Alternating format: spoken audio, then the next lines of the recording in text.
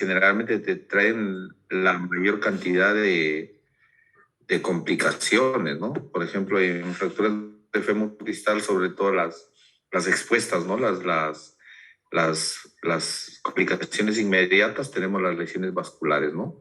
En la cual el paciente llega con una fractura expuesta, con una hemorragia interna así profusa y con la posibilidad, ¿no? de un shock hipovolémico, ¿no? Entonces, estos pacientes hay que manejarlo con mucho cuidado y tomar las medidas, son una verdadera emergencia, ¿no?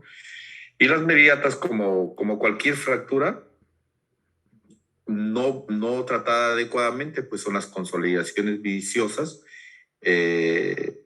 la pseudoartrosis y las infecciones postoperatorias, ¿no? Quería hacer antes, por ejemplo, las fracturas de fémur, hablamos de los años 60, 70 o antes de este siglo. El tratamiento era contracción esquelética, ¿no? Ponían un clavo, lo traccionaban y le ponían peso, ¿no? Y ese era el tratamiento, lo tenían al paciente echado en una cama durante 3 meses, 4 meses hasta que pegue, ¿no? Imagínense con todas las consecuencias que traía esto, ¿no? Y actualmente hay países tercermundistas que todavía lo utilizan, gracias a Dios acá en Perú ya este tipo de tratamiento ya no se realiza. ¿Alguna pregunta en relación a esta clase de fracturas de diáfisis y tercio distal de fémur?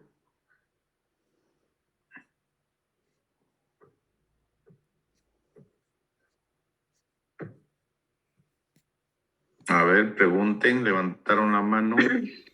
Doctor, disculpe, con respecto a la tracción esquelética, cuando usamos el peso, ¿cuánto debemos usar en el paciente? ¿Depende de qué? Generalmente es el 10% de su peso corporal. O sea, por ejemplo, si tienes un paciente de 70, que dicen que es el 100%, pero el 10%, pero generalmente utilizamos para una buena alineación y para como de manera temporal, o sea, eso te hablo para tratamiento definitivo que se hacía antes, ¿no? Pero actualmente, como lo hacemos para tratamiento temporal, generalmente le ponemos del 5%, ¿no? Estamos hablando de 4 o 5 kilos, o a veces solamente para alinear, que le ponemos unos 2 o 3 kilos, ¿no? Es variable dependiendo de lo que queramos con el paciente, ¿no? Si nosotros queremos una tracción para alinear y para tratamiento temporal nada más, generalmente le ponemos entre 3 a 5 kilos, ¿no? También es la cuestión como la contextura del paciente, ¿no?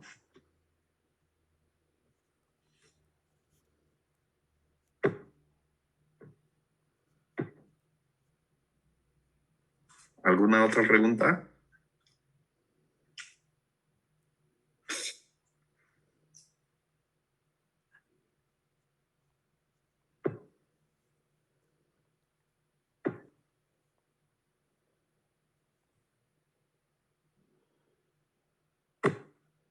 Ya bueno, si no hay más preguntas, continuamos con la otra parte que son las fracturas de platillo tibial.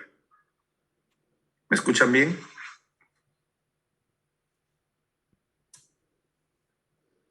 Sí, doctor. Sí, doctor.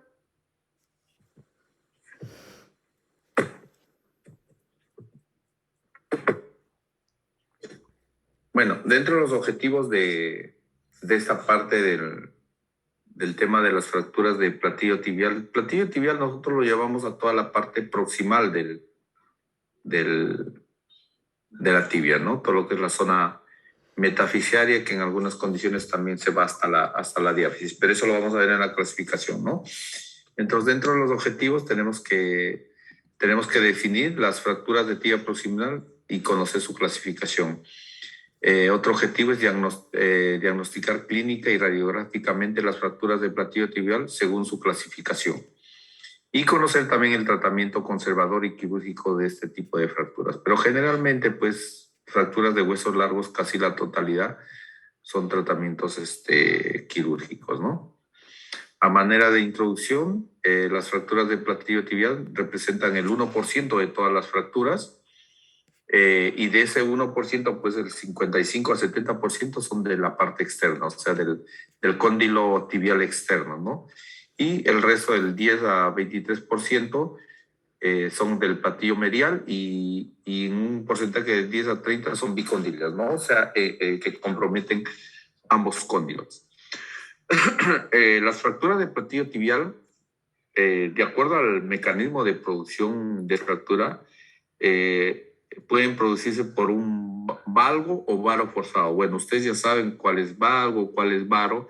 Entonces, ante un traumatismo, una caída, un atropellamiento o un accidente de tránsito en la cual la pierna quede ya sea en valgo o un varo muy forzado, te va a producir un desprendimiento o una ruptura de esa zona del hueso, ¿no? Puede ser también por compresión axial, ¿no? Una caída de altura también te puede producir una fractura por hundimiento a nivel del platillo tibial. Los mecanismos de producción por flexión o por extensión, o también los traumatismos directos, ¿no? Acá tenemos, por ejemplo, miren, ¿no? Acá miren en la parte inferior, en un partido de fútbol, miren cómo se produce esa fractura de la parte proximal. Otro, la caída de altura. A veces hay mecanismos combinados también que te va a producir este tipo de fracturas. Hay factores, ¿no?, que te influyen en el tipo de fractura, ¿no? En qué posición puede estar la rodilla, la magnitud de la fuerza con la que se produce esta fractura, la calidad del hueso, que es importantísimo, ¿no? Que generalmente, por ejemplo, en gente joven son fracturas post-estallamiento, a diferencia del anciano, que son por la misma osteoporosis, son fracturas por hundimiento, y en el anciano pues no necesitas descarga de mucha energía. Una caída simple te puede producir, o una caída de algunos escalones te puede producir este problema, ¿no? Y acá también, pues, al igual que las de fémur distal, son fracturas que generalmente van asociadas a lesiones de partes blandas ligamentarias, ¿no?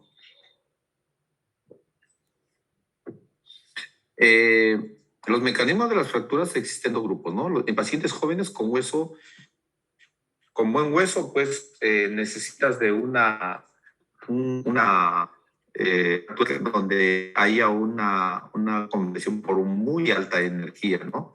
Porque es un hueso bien calcificado, duro, con buenas corticales, buena zona metafisiaria, que difícilmente con una caída simple se te va a producir una fractura, ¿no?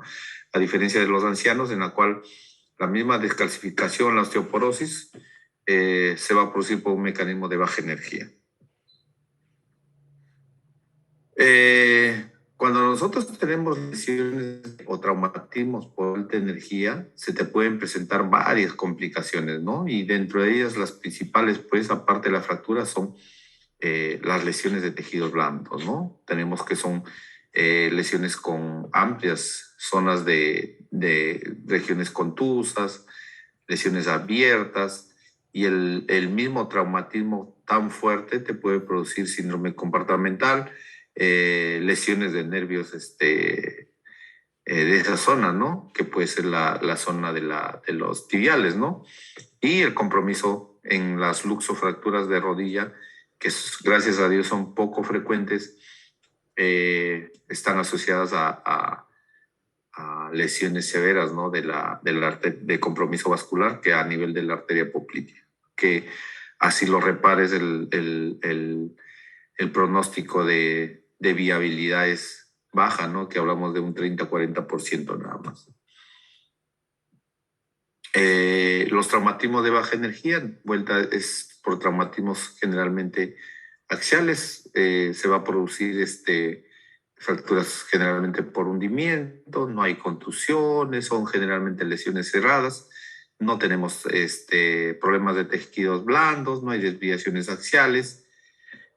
Acá el gran problema de este tipo de fracturas por baja energía en platillo tibial que se produce en ancianos es el implante a elegir, ¿no? porque como es un hueso tan osteoporótico, tienes que elegir un implante adecuado para poder fijar bien esta fractura, porque si no va a fracasar. En los traumatismos de baja energía el problema es mecánico, ¿no? O sea, la fijación del hueso, porque es muy osteoporótico. En cambio, en los de alta energía vuelve el problema es biológico, ¿no? ¿Por qué? Porque generalmente van asociados a lesiones de tejidos blandos y eso es lo que los que te condicionan a veces a múltiples cirugías o retraso en la colocación del material definitivo, ¿no? Esta es la clasificación más utilizada en traumatología que viene desde 1979, que es la clasificación de Chasker, ¿no? Que es una clasificación para fracturas de platillo tibial, en la cual lo clasifican pues la tipo 1, que es una fractura solamente del cóndilo externo del platillo. La tipo 2 es lesión del cóndilo externo asociado a fractura de cóndilo externo asociado a hundimiento, ¿no? Y la tipo 3, que es una fractura de un hundimiento puro en el lado externo. La tipo 4 son fracturas del platillo medial. Y la tipo 5, que son fracturas bicondilias de ambos cóndilos tibiales. Y la 6, que es una fractura que puede ser del cóndilo medial o del cóndilo externo, pero con extensión diaficiaria, ¿no? Entonces, esa es la clasificación de Chasker para fracturas de platillo tibial, que lógicamente la que condiciona mayor severidad es la tipo 6. Ahí tienen más o menos imágenes radiográficas. Miren acá en la tipo 1 tenemos la separación del platillo externo. Ahí tienen, que generalmente se da en gente jóvenes y a veces son de baja energía, ¿no? La tipo 2, fractura donde tenemos aparte de la separación del cóndilo, tenemos hundimiento del platillo externo, ¿no? Ahí ven en la radiografía, aparte de separación del cóndilo externo, ven un hundimiento de la carilla articular, ¿no? Generalmente el mecanismo es de baja energía, con un mecanismo de torsión lateral más sobrecarga axial, ¿no? Generalmente este tipo de fractura se presenta en ancianos con hueso debilitado, ¿no? La tipo 3, que es una fractura por hundimiento puro del platillo externo, es también de baja energía, se presenta en ancianos y generalmente es central, la más frecuente, ¿no? Central o del cóndilo externo. La tipo 4, que son las fracturas del platillo medial, son poco frecuentes, son generalmente traumatismos de alta energía por un mecanismo de varo y de sobrecarga axial. Y generalmente vienen con lesiones asociadas ya sea de partes blandas, ¿no? La tipo 5, que son las fracturas bicondilias. Ambos cóndilos se fracturan. Generalmente, a veces el más frecuente, la fractura del cóndilo medial va asociado también a un hundimiento con separación del cóndilo lateral. Son traumatismos de alta energía y van asociados a lesiones de partes blandas. Y la 6, que es la más severa, ¿no? Que dijimos que son fracturas bicondilias con afectación tanto de la metáfisis como la diáfisis. Son fracturas de alta energía, generalmente son producidas por caídas de altura y son las de peor pronóstico. Acá son las clasificaciones, otra clasificación de la AO, ¿no? Que tienes la extraarticular, que es la A, la 4.1A, que generalmente son la por avulsión, la 2, que es por la metafisaria simple, y la 3, que es una metafisaria multifragmentaria.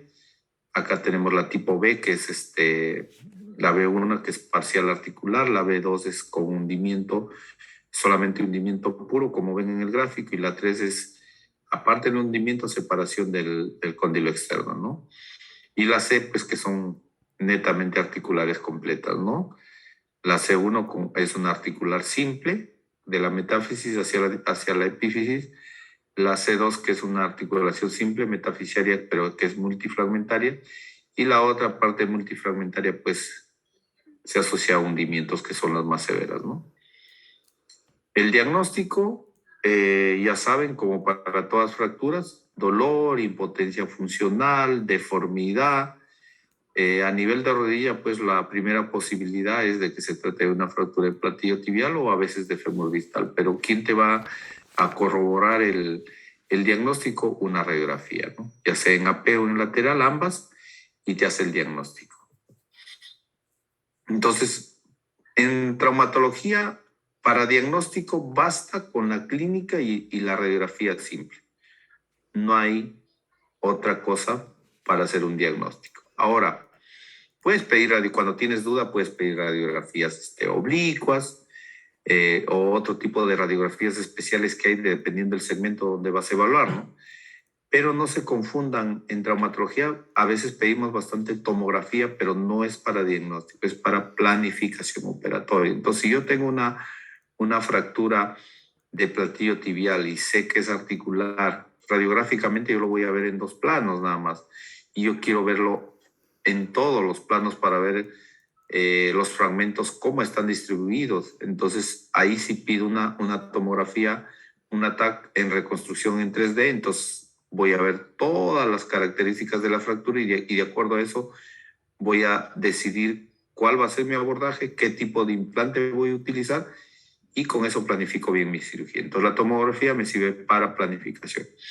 En rodilla, la resonancia sobre todo para ver lesiones de partes blandas, ¿no? O sea, por ejemplo, si yo tengo duda después de una fractura cerrada de platillo tibial que de repente hay compromiso ligamentario meniscal, le pido su resonancia. Si tengo ya sospecha de alguna lesión arterial, pues le pido su angiografía, ¿no? Ahí tienen la radiografía, tenemos la frontal, la lateral, a veces pido oblicuas o a veces radiografías en estrés para ver si hay compromiso ligamentario, pero son muy dolorosos, por eso actualmente ya no se piden mucho, ¿no? La TAC, ya les dije para qué sirve, y la resonancia también. Ahí tienen algunas imágenes de radiografías y de tomografía donde se ve pues la fractura, ¿no? Ahí ven cortes. Entonces cuando nosotros tenemos bueno, esto es, valga la redundancia, tenemos que ver las características de la fractura, ¿no? Si tengo lesión de tejidos blandos, si está luxado o no, si está conminutado o no, si hay afectación articular, porque no es igual una fractura metafisiaria que una fractura que tiene compromiso articular. El manejo es totalmente distinto. Si el hueso es bien calcificado o es osteoporótico y si hay lesión o no de vasos o nervios, porque todo eso depende del pronóstico y la planificación de ese tipo de fractura, ¿no? Acá tenemos imágenes, miren, por hundimiento. Acá tenemos fractura bicondilia. Igual ahí, miren, la última que se presenta, miren esa radiografía. Hay hundimiento, es bicondilia y tiene extensión diafisiaria, metafisio diafisiaria, ese es un Chasker 6, en la cual pues inclusive está subluxado. Son de las fracturas más severas. En este tipo de fracturas de platillo tibial pues, definitivamente son quirúrgicas. Pues tú no puedes dejar una fractura articular, no operarlo, ¿no? Tú lo puedes dejar de pegar, pega, pero pega con fragmentos totalmente fuera de su lugar y a la larga vas a tener una rodilla muy dolorosa, ¿no? Entonces, dentro de las indicaciones absolutas quirúrgicas, pues tenemos las fracturas expuestas, ¿no? Toda fractura expuesta, ya saben, el tratamiento es conductores externos. No hay otro tratamiento. Tú no le puedes poner a una fractura expuesta una placa con tornillos porque es catastrófico. El material, ya sea titanio o metal, es como si tú le metieras un caldo de cultivo a las mismas bacterias y empiezan a proliferarse, ¿no? Entonces está contraindicado. Entonces siempre cuando a ustedes le hablen de fracturas expuestas en su cabeza, fijación externa, ¿no? Otro de las complicaciones que puede haber en este tipo de fracturas son los síndromes comportamentales, que si es que se presenta hay que darle tratamiento, ¿no? Que son las fasciotomías. Y si hay lesión vascular o neurológica, también darle tratamiento adecuado, ¿no? Entre los objetivos del tratamiento en este tipo de fracturas tenemos que hay que darle estabilidad a esa articulación, hay que darle congruencia, hay que dejar una articulación indolora y una articulación con un buen rango de movilidad. Entonces, si yo cumplo todos estos objetivos que yo me planifico en la planificación preoperatoria, lo planifico y en el postoperatorio lo logro, pues estamos diciendo que tu cirugía ha sido exitosa, ¿no? Otros objetivos ya un poco secundarios, ¿no? Del tratamiento, que generalmente lo que ustedes están viendo son objetivos de casi todas las fracturas, ¿no? Pero acá estamos hablando netamente de fracturas articulares, tal es el caso de platillo tibial, donde si es que se presentara algún problema en tejidos blandos, pues hay que hacer, por ejemplo, si hay un síndrome comportamental, hay que hacer la descompresión correspondiente, y si hay mucha lesión en partes blandas hay que entrar a reparar, o si es que ya son inviables, retirarlo mediante limpiezas quirúrgicas, ¿no? Hay que reconstruir las superficies articulares, hay que restituir los ejes mecánicos normales, porque tú puedes fijar bien y dejarlo de repente con una deformidad angular, ya sea en VAR o en valgo o en antecurvato o en recurvato, que no es novar, ¿no? Y un objetivo de la cirugía es que estos pacientes hagan una movilidad precoz. Lo que es emergencia en una fractura de platillo tibial, pues son aquellos pacientes que, aparte de la fractura, ingresan con algún grado de lesión vascular, pacientes que tienen síndrome compartimental, pacientes con fracturas abiertas, fracturas con luxación con gran desplazamiento, una rodilla flotante o un paciente politraumatizado, ¿no? Cuando hablamos nosotros de rodilla flotante, cuando tenemos fractura tanto en la tibia como en el fémur, ¿no? Entonces, esos son causales de entrar a una urgencia y de tratamiento inmediato.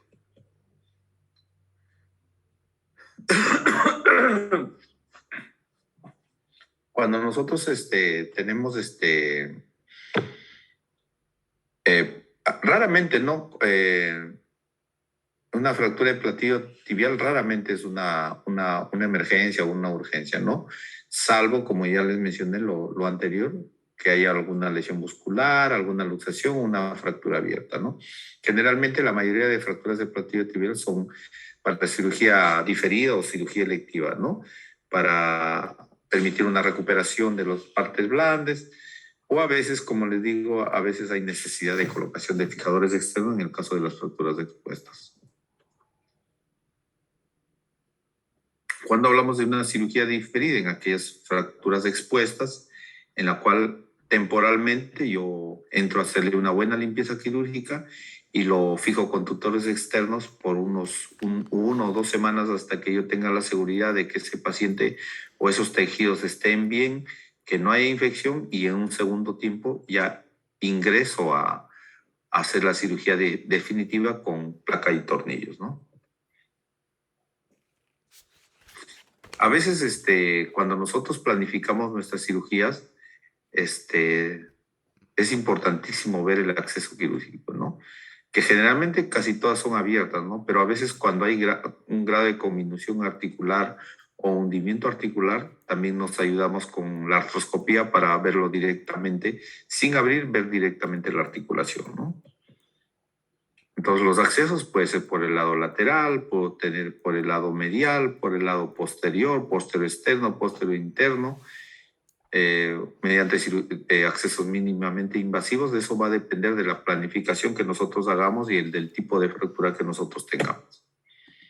Ahí tengo algunos, ¿no? Miren, en el primer gráfico tenemos un abordaje anterior, anteromedial, anterolateral.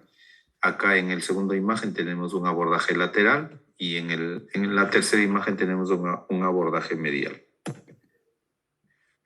Generalmente en fracturas de platillo tibial vamos a utilizar sustitutos óseos, sobre todo en ancianos donde hay fracturas por hundimiento. Entonces tenemos que levantar toda la parte articular, y en cuanto tú levantas ese hundimiento siempre va a quedar un hueco, y en ese hueco tú tienes que llenarlo con injerto óseo o algún sustituto óseo, ¿no? Entonces, dependiendo de tipo de fractura, no sabemos, de acuerdo a la planificación, qué tipo de material voy a utilizar. Pues en placa, tornillos, fijación externa, etc, etc. Eso va a depender de la planificación que yo haga, ¿no?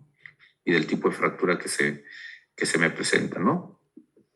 Bueno, en cuanto a la técnica quirúrgica, pues hay que ver bien, ¿no? Exponer bien las estructuras comprometidas, reducir bien esas fracturas, hacerle compresión para que no se movilice y fijarle con una placa con tornillos, ponerle sus sustitutos óseos o injertos óseos si es que lo necesitara, fijarlo bien con su placa definitivamente para que pueda hacer una movilización precoz y si hay algún tipo de lesión tanto en ligamentos como meniscos, también hacer la reparación correspondiente.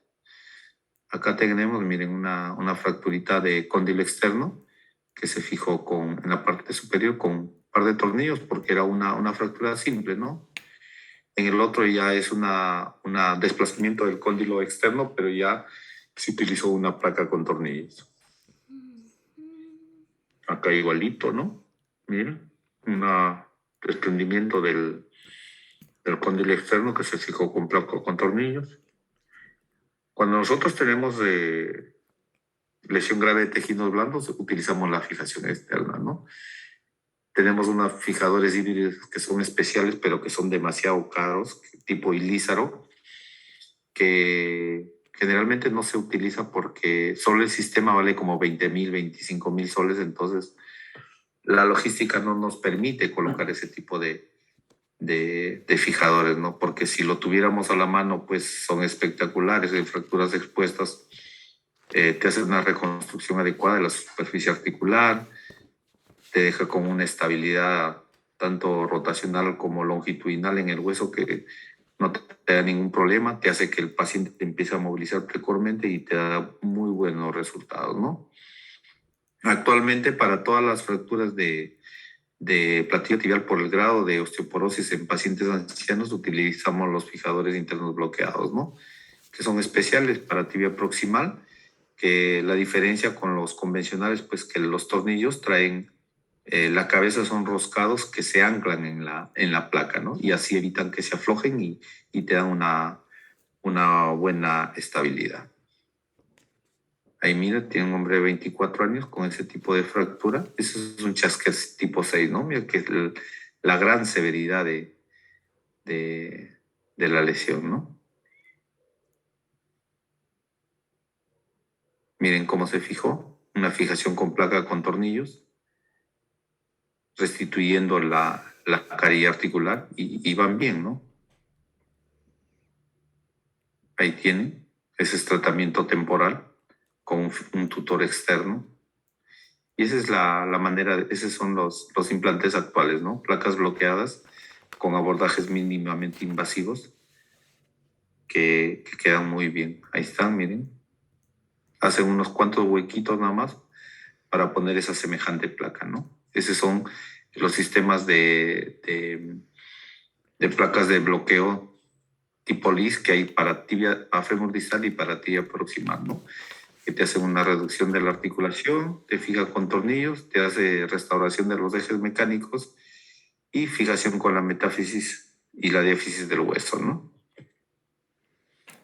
Los resultados de las fracturas de platillo tibial van a depender del tipo de fractura. Mientras más severa sea la fractura, el pronóstico es un poquito más complicado, ¿no? Va a depender si ha habido o no lesión de partes blandas y depende también de la planificación y los objetivos que tú te hayas planteado con ese paciente, ¿no? A veces pueden ser excelentes aún las lesiones de alta energía, ¿no? Pueden haber excelentes resultados, pero eso, como les digo, va a depender de una buena planificación operatoria y del estado de las partes blandas y del hueso, ¿no?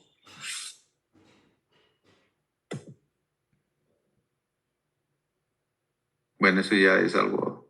Acá lo único que les puedo decir en cuanto a la planificación de la técnica quirúrgica y las opciones quirúrgicas que tiene el cirujano es de que un factor importante que influye también en la en el pronóstico y en que el paciente salga bien es la característica del cirujano, ¿no? Este tipo de lesiones requiere de un cirujano con experiencia.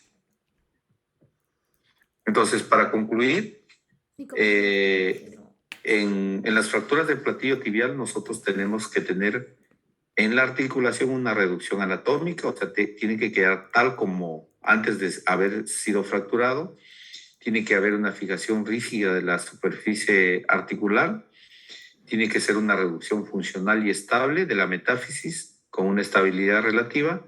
Tiene que haber una restauración de la estabilidad articular por una apropiada reconstrucción de los tejidos blandos, los meniscos y los ligamentos, y lo principal, ¿no? Que el paciente tiene que hacer una movilización activa precoz. ¿Preguntas, muchachos? ¿Alguna pregunta? ¿Todo les quedó claro?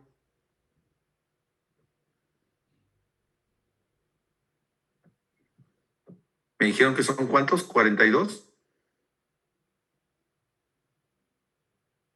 Sí, doctor, 42. O sea, 4 no han asistido. Vuelven a hacer y ya, da lo mismo. No fue la primera vez. Ya. Bueno, espero que les haya gustado la clase. A veces cuando son cosas nuevas es un poquito pesado, pero